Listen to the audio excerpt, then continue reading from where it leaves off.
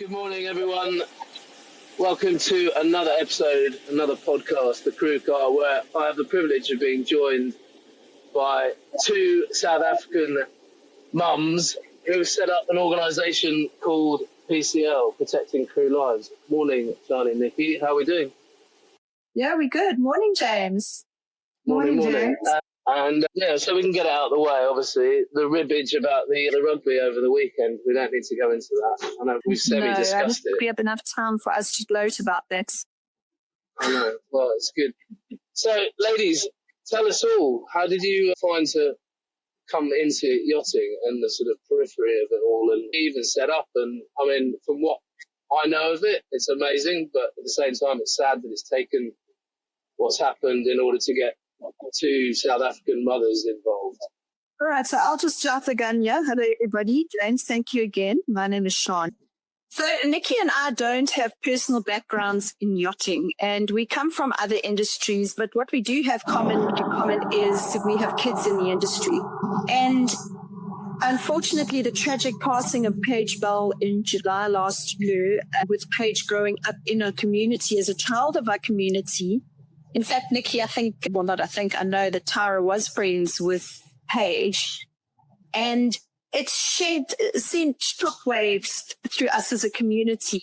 And what we discovered that it wasn't just an isolated incident, what happened to Paige, maybe not as severe as what happened to Paige, but through in connecting with the parents and with the family, because Paige was a child in our community, and in putting together her memorial with the family, the information that started coming through to Nikki. Nikki started a support group, I suppose I could call it, called Justice for Paige Bell. And the stories that came through, I don't think we were quite prepared for. A lot of stories of sexual assault. The list just carries on. We're going to cover that as we sort of delve deeper into this. And through that, protecting crew lives became a reality where Nikki and I realized we could no longer keep silent about what was going on, because Paige is your daughter. She is my daughter. She is everybody's daughter out there, and not just a daughter, but she represents everybody's children in this industry. And that's exactly what they are. They are somebody's children. That's somebody's child. And behind this, there's a family that is mourning. Through this, Nikki and I connected because we have children. Nikki has a son in particular in the industry. I have a son going into the industry, which I have now pulled out because of what's going on. And certainly I've had a niece in the industry who's experienced this type of assault in the industry. And this is where we found ourselves now. So yes, we're two moms, but our voice is very loud and clear that we're just actually saying, enough is enough now. Because why does it take two moms to get involved to actually protect our children and just say enough with something? I think you've hit the nail on the head. It shows a pretty sad state of affairs when it takes two women who have relatively nothing to do with an industry to step in order to offer some form of protection for the thousands. And I mean, they say yachting somewhere between 80 to 130,000 crew in worldwide circulation. I mean, it's a massive amount. I mean, every time I get on an aeroplane, you get on the tannoy and go, are there any yacht crew on here? And I can guarantee you a few hands would go up. I mean, that just gives you an idea of the scale of the industry. But yet, as you've rightly identified, we're not overly protected. And the problem is, I think like a lot of high net worth industries, there's this sort of dark side to it, which leaves you open to exploitation. And I mean, I hear of it, and it's really worrying. I mean, like you said, you've got your kids. My eldest son, who's 14, is showing an interest, sort of going, what? And I found myself going, nah, not at the moment. I'm not happy for you to come in until we've got something in place that safeguards your kids, because to have your kids away from home, living, nearby or an hour, 2 hours away on land. But it's a totally different thing when you're essentially, your child's gone away and is miles away from you, but also in this own little sort of microclimate where they're open to, whatever the people who are on board are dishing out. Most of the time, it's a positive environment, but it can be, unfortunately, also a very negative environment, depending on who's running the ship and what the crew is. And I think what's been highlighted from what you said, and we've always kind of known it, is that we don't have really, you have a reference, but due to the nature of the industry, and, someone hurting themselves or someone, going out drinking, getting fired, behaving in a way that was inappropriate, and you've got to replace that crew member instantly, because otherwise that service suffers for the owner or charter guest. So in that same vein, you have to fill that position quite quickly. And is it acceptable to not do background checks on someone and just fill that spot when you've got relatively no idea about that person's makeup, their background, what they've been doing, whether they have committed any offences? And I think there's been a large push by a number of people within the industry from that kind of background check to try and make that the norm. And I completely agree with it. You wouldn't let someone in your house and sleep in your house, if they hadn't got a background check. But yet, in yachting, we put, anything from 4 crew members to 88 crew members on, obviously, the crazy sized vessels. And we're saying, we don't know anything about you. The mind boggles, if I'm honest. I think James, what are your thoughts? Sorry? No, I just wanted to say, Nikki and I do recognize that there is so many people like yourselves, and there's so many people within the industry that have recognized that there's a problem and that are certainly making an impact or trying to make an impact to bring about change. And, we recognize that, and we thank you as mothers. From the bottom of our hearts, we thank you for all that you are doing for the kids out there, and not just the kids, but the most, certainly the people that have been in the industry for longer, but they're so isolated and vulnerable. And what Nikki and I found is the mental health impact that this is having, the high suicide rates, the topics that are not discussed because they're not happening on board, but the far-reaching consequences and effects of these events that are taking place on board. It's mind-blowing. I don't know how else to find a better word or to articulate this better, but it's pandemic. It's reached a pandemic stage. Yeah, right. I mean, you saying about suicide, I read an article from a lady who, runs a successful business within sort of the purser world, shoreside, yesterday. And she posted on LinkedIn. She didn't say that she had, done that, but she hinted at the fact that it had crossed her mind. And it's the sad, because you're on a vessel out in the middle of nowhere, surrounded by, hopefully, friends that become friends to you, but it's not always the case, because some environments on board yachts are incredibly toxic, and you can tell. I mean, many years ago, I went for a job interview on a boat, and I was under financial pressure, and I was obviously keen to get back in employment due to that financial pressure. And I had the interview with the owner on the aft deck, and he was like, yeah, no, this works. I can see this working. And I was like, thank you very much. I said, do you mind if I just go and talk to the crew? And he was like, no, go for it. And I walked down into the crew mess, and they were literally sat there looking at the floor, not really trying to make eye contact. And I was like, morning, guys, how are we doing? And they were like, yeah, we're fine. And I was like, right, okay. I said, how is it working for Mr. X? And they were like, do you mind if we don't say? And I was like, sorry? They were like, do you mind if we don't say anything? And I was like, whoa. And I ran back out, and the owner was putting his shoes on. And I was like, sir, I'm so sorry. I said, I think I let the financial pressures get the better of me, and I sort of took the job. I said, this isn't for me. And he went, well, it's your fucking loss. And I went, wow. I said, you've just proved my point. Thank you. And that was it. But other people maybe who are in more financial pressures maybe take that role and end up in that environment. And it's just such a worry that we have this side to our industry, because as an industry, it's absolutely amazing. I mean, the possibilities are well, yeah, and if done in the right way, the possibilities of yachting are endless. I mean, like I said, I've always been around South African crew. When I worked in the city in London, South Africans were a big part as well. I mean, it's such a pleasure having the multicultural side to yachting.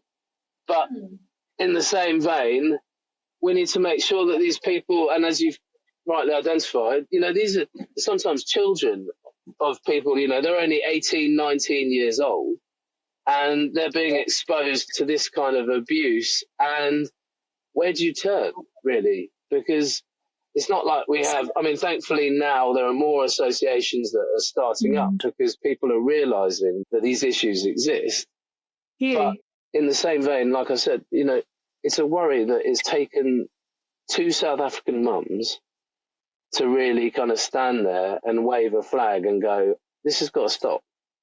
Well, this is it, James. At the end of the day, there are a lot of conversations that just keep taking place, just like what we're having now as well. They go round and round in circles, and nothing is done. There's no transparency. There's no ownership. There's no accountability. Crimes are still being committed. It's happening, and that's where it's happening. It's not changing. Yeah. It's not going away. The stories are coming in fast and furiously from crew. Yeah. Who takes accountability? Why are they not taking accountability? I think you're right. I think the thing is that people will always use... but people will always use the multi-jurisdictional flag state. Oh, we're Marshall Islands, we're Cayman, who does it fall under, which jurisdiction? But a lot of people use that as a very easy way. Like I've said on countless occasions, if you're going to war against someone, the best way you can defeat them is to divide them. And that's what happens in yachting. Everyone's in little pockets and, this is me and we're on Jamaican flag, we're on London flag, we're on Marshall Islands. And it just needs to be, it doesn't matter what flag you're on, there is just a standard. And I think we need to start pushing that and really beat the drum as to how we create that standard, that it doesn't matter which flag you're on. And, this is always the problem we've had previously with this commercial versus private registration, which to me is insanity. That on a private vessel, the same rules don't apply as when you're on a commercial vessel. It's like a watered down, we don't need to do that because we're private. And it's like, but aren't you in the same place as everyone else? It's, these kind of things is just get out clauses for people. And it's got to that stage where you've rightly identified where it's a systemic problem we have in yachting. And, we ask people to do an STCW quite rightly, including firefighting and everything else, because it's important for your well-being and your safety on board. But why do we not say, as part of this, you have to have a background check? You have to prove from your country of origin. And I know trying to get a full worldwide background check is very difficult and costly for people. But where your passport is, you should be able to at least offer up saying, I'm not, I've committed no crimes in South Africa. I've committed no crimes in the UK as a baseline. They do that when you work with children around the world and in most first world countries. It's a PBS check, financial institutions. It's a requirement. It's an absolute requirement that you come with a police clearance certificate to say that you've committed no crimes and you're not on some sort of list or whatever. So why is it different in yachting? And interestingly, you brought up the STCW. Refreshingly so, now included in that STCW, as you very well know, they're now going to teach our children about the abuses and the potential abuses that can happen at sea. So what are they saying? Are they admitting that there is a problem? And we welcome that. They're definitely admitting. They're never going to come out and shout from the rooftops. But acknowledging these issues. They say acknowledging these issues. They will acknowledge.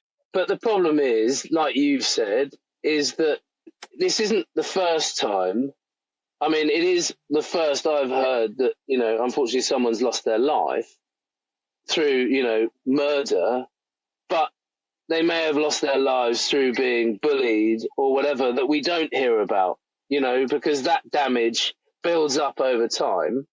Correct. And we may not have heard about, you know, suicides that maybe some crew haven't been able to take it, haven't been, you know, but that's something that, again, is kept away. And I think the issue for me is this ability for people to, you know, everyone flare up as what happened after Page, you know, just everyone's, without wanting to sound crude, jumped on the bandwagon and were like, we need to do this, we need to do this. And then it got less. Yeah. And then it was just nothing. So, but the problem is everyone likes to make and bang a drum and make noise about it, but nothing really changes. You know, what is it going to take? You know, I heard last season about a stewardess that was touched in a and when raising that was, look, we'll just get you home. I'm sorry you've been through it, but let's get you back. And it's like, well, hang on a minute. That's not dealing with the crux of the issue. And, you know, well, yeah, but also, like, you know, we talked about before, and I wrote an article about, you know, is yachting that dissimilar from Epstein's Island? Because No, I mean, it's happening behind the curtain. You know, thing that we have in yachting is this sort of behind the curtain issue, and it's like it needs to be addressed, and we need to stop this idea that sort of what happens on boats is okay and we can be hush about it. Personally, for me, I think it should be that you have to show from your country of origin where you have a passport that you have a clear, in the UK we call them a DBS check, to show. And like you say, you know, you do it for children, you do it for anyone, any kind of working in a care home, anywhere where you're engaging with people, you have to be able to show that you have a clear record because you're in close quarters with these people. And yes. Unfortunately, you hear about it all too often, you know, abuse, bullying, you know, it's, I don't know, it's a tricky one, how we put everything right and how we say to people like, this doesn't happen anymore, because there are always going to be people that are going to create these issues, and hopefully never again to the extent of losing their life like Paige did. You know, sadly, just bouncing around here as well, also with regards to sexual misconduct and harassment, it's also men on men. Yeah. And they are afraid to speak up. They don't feel like they have the support they need. And all that happens is they get told to leave the boat if they've spoken up, because it's almost like they're creating more drama. So it's easier to keep the perpetrator on board. So the perpetrator doesn't always move around. He may very well stay on board too, and the captain may know full well what's going on or may not know. Nothing gets done. Yeah. I mean, yeah, I've seen it and I heard it in terms, and you hear stories of, you know, captains who the crew's like a revolving door, but, you know, the owner never really gets that. But I also think to myself, how as an owner can you see one fixed pillar, i.e. a captain, an engineer, chief steward, whoever it is, who's the problem, and everyone else leave and not go, hang on a minute, why do we not keep people? Like, where's the problem here? Like, why do we have changing faces? There's no accountability. There's just...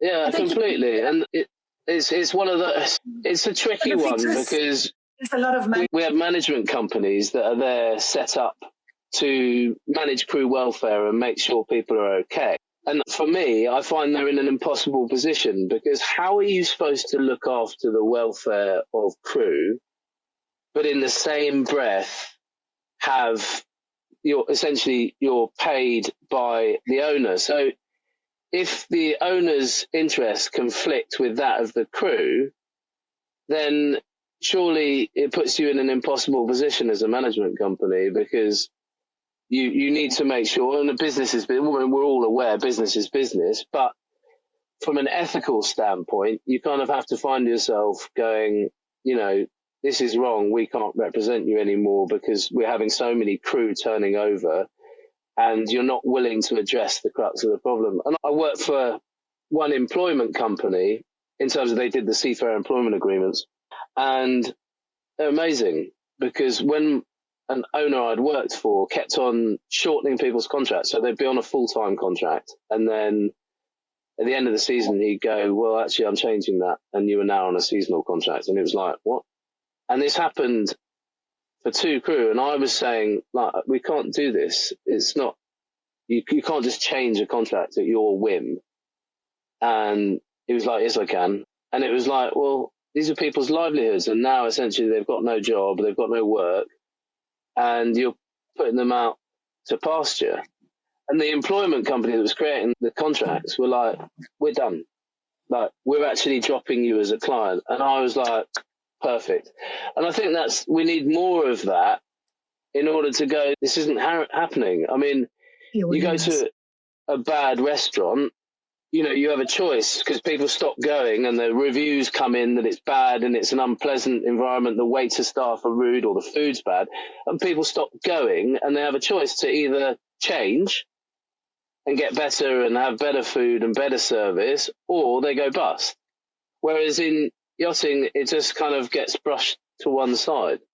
Yeah, there's so many yachties. So unfortunately, they want to earn the Not unfortunately, they want to earn the money. They are scared to speak out.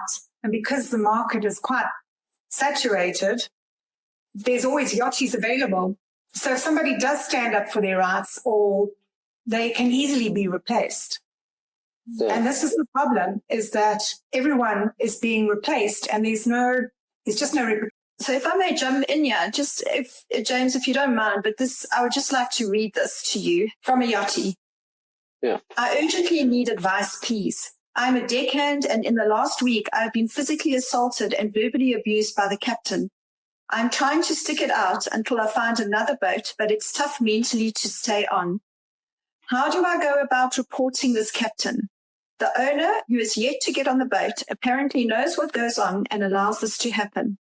I need to leave the boat, but it's a bit early for the mid-season. Should I go home or continue to search for another job from here? How do you help somebody in this position? What do you advise this person?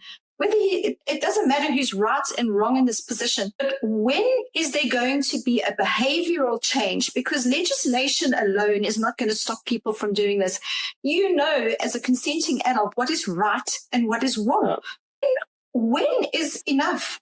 Nobody's pointing out the industry. The industry is wonderful. So the careers are wonderful. But bad behavior is bad behavior. No is no. Why is the good person leaving? Why is the bad person? Well, this is often the thing. But I think, as you said, you know, it's saturated. And I think we have a responsibility as crew as well to take accountability, to say, like, we need to look after ourselves because, excuse me, in the 21 years I've been in this industry, and this is why I'm creating this platform, Yacht Workers Council, to give people this channel, this one space where we as crew can look to protect each other, because I've been waiting for a long period of time for someone else to fix it for me. You know, because you kind of feel like, well, someone's going to get round to it, surely. I mean, they've got to. We can all see the problems, and then nothing, as you said, happens. So it's like, okay, cool. Now it's our turn. We do it. And by doing it for ourselves as well, we're not worried necessarily about owners doing this or management companies, because, and it's also good for management companies because we take the responsibility off them. We can just report to them and say, this has happened on this boat. This is going on. This isn't just one incident. I've now had 4 crew who have complained about this individual's behavior, or this person's a liability, or this is happening on there, and give these channels and have that kind of reporting feedback, because we should all be accountable for how we behave and how we operate on a day-to-day. And I think this is one of the main points of what I'm trying to get across, is if we create accountability and transparency, we should naturally make our environment safer, because everyone knows that if you act out and you behave badly, there's a good chance that everyone's going to hear about it. You know, and I think it's only through that we start to raise standards, because there's bad in everything. There are bad yacht crew as well. There's some really 100%. Bad crew. 100%. I don't agree with you. You hear about them. Are they behaving what they're exposed to? Yeah. So, mental health being affected because of what they're exposed to. Yeah. They are maybe have morals and principles, but yet they are being silenced. Yeah. So that affects their mental health. I mean, anything like that, sort of just, but 100%. It's just common courtesy and common decency. Normal, you would think you're raised with manners and ability to know how to sort of be around others, especially in a shared space. But quite a few people don't know how to behave. And also, as they climb the ranks, maybe they've worked under an individual that has led through fear. And like, there is no management training, there is no people training within yachting. You don't do a course. I mean, you have Helm, which is leadership management, which is supposed to sort of, but again, is a little bit of a plaster over a massive gaping wound, because some people do not know how to lead. And the only way that they lead is through fear. And, well, you better do that because otherwise I'll get someone else. And like, is that an environment that's conducive to getting the most out of someone? Is it hell? Listen, we also acknowledge there is crew that certainly needs to up their game and change their behaviors as well. So, in all fairness, we can have this massive finger-pointing session to management companies, captains or owners or whatever. But, everybody needs to play their role and play their part. Certainly Nikki and I are not here to point out an industry because we're not legal entities or we're not in any way in an advisory capacity, but we're just here to enforce. There's a moral obligation towards one another. And at some point, somebody has to say, eventually, if there's 100 of you, 10 of you will join, and eventually 10 will become 20 and 20 will become 30 and so on.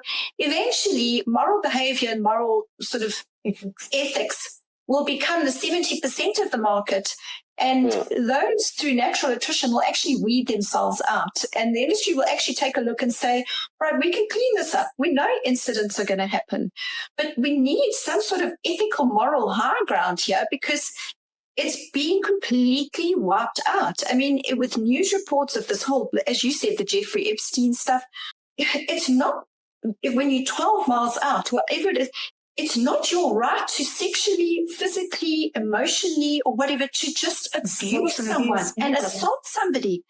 A crew are not for personal entertainment. In an industry that demands excellence, that demands service, you providing a hospitality service, that's what crew are there for. Now, in living in such close proximity, yes, of course, there's going to be overlaps, there's going to be irritations, but at what point does somebody stand up and say, you know what, it is actually not cool to physically touch me? And if I say no, that the perpetrator is actually going to say, okay, I respect that. I mean, it sounds ridiculous when you say it out loud and like someone touches you and you have to say that's not, I mean, to think that we even have to instill in people that is not okay.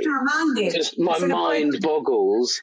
Thankfully, I've not had vessels with crew that have been in that way. There's been some areas where you're like, whoa, who do you think you're talking to?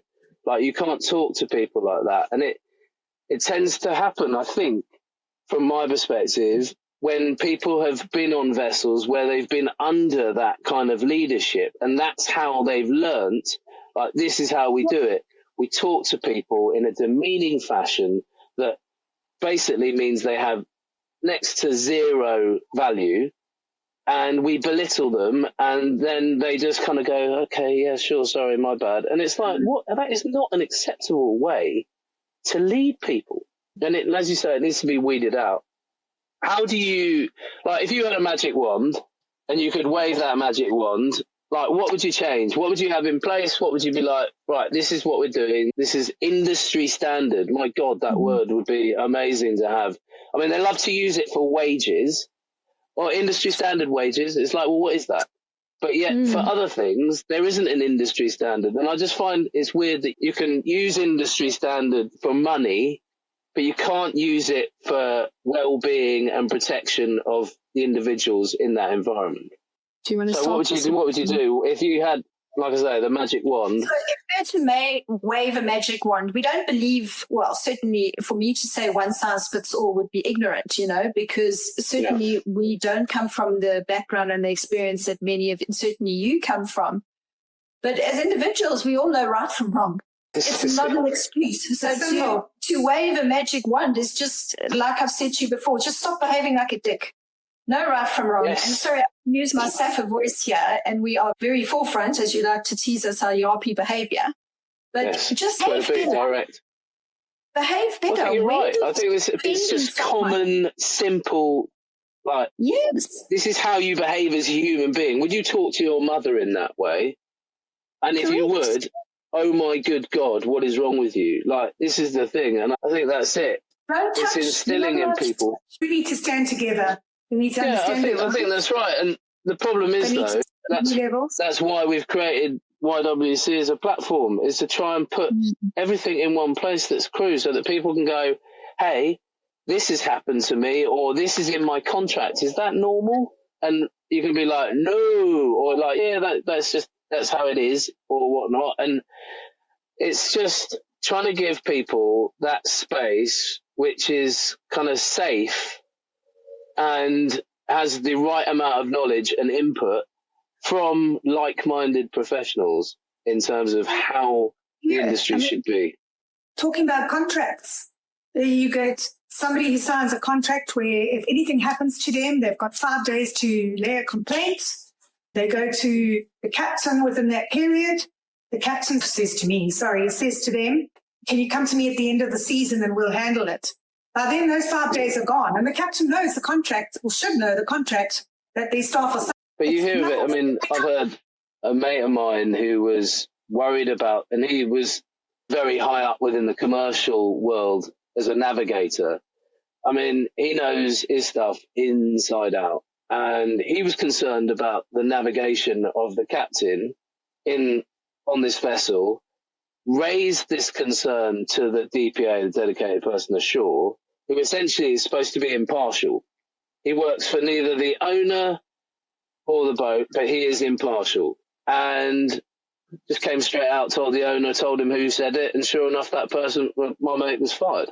No. And it's like, sorry? It's just, you find stuff, and then you hear these stories, and then what does that do? That makes you go, well, this isn't a safe space.